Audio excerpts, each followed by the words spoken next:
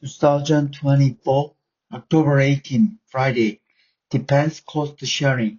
Trump distorts pact threatens to worsen alliance with South Korea. Former U.S. President Donald Trump is notorious for distorting and exaggerating facts to seek political gain. By doing so, especially ahead of the U.S. presidential election on November 5th, he often inflicts collateral damage on innocent people. A striking example of this pattern is the allegation he has made about defense cost sharing with South Korea.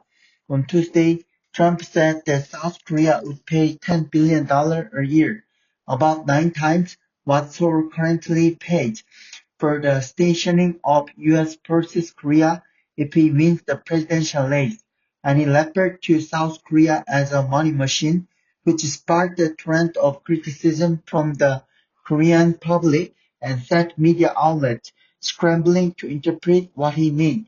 Trump's underlying logic is that the U.S. is paying too much for costs linked to the USFK, so the Korean government should pay far more than it does now.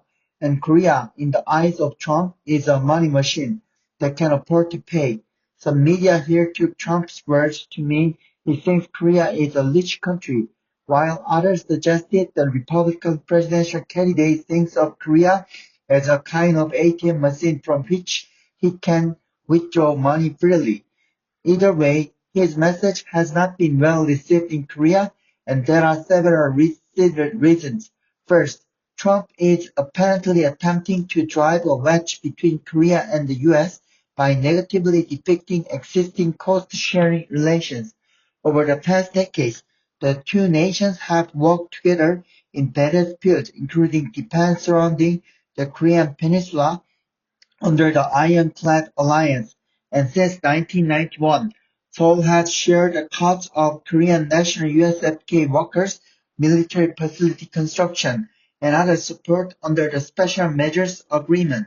This year, Seoul and Washington started negotiations in April and concluded them this month as a result of a bilateral pact to produce what Seoul's foreign ministry called a reasonable outcome.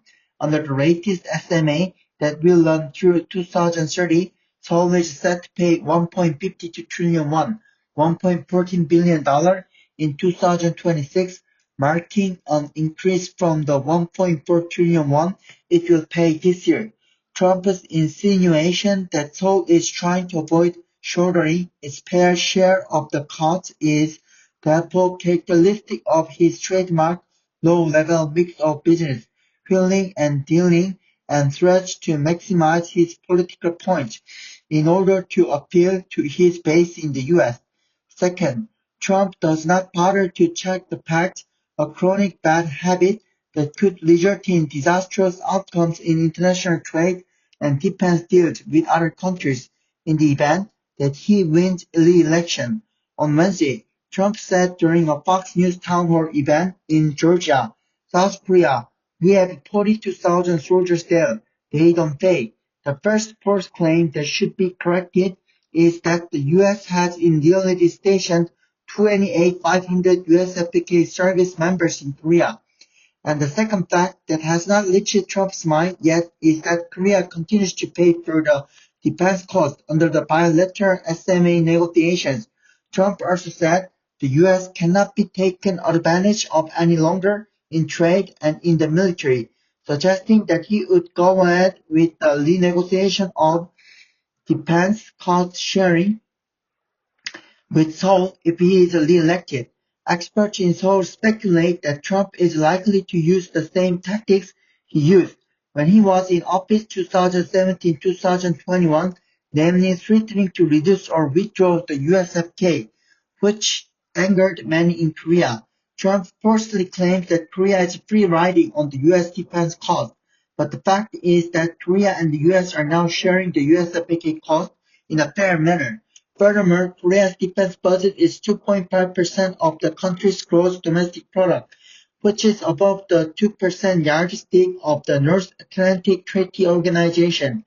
If Trump wins the U.S. presidential race, he is feared to pose risks on many fronts, including regarding defense cost sharing and free trade agreement.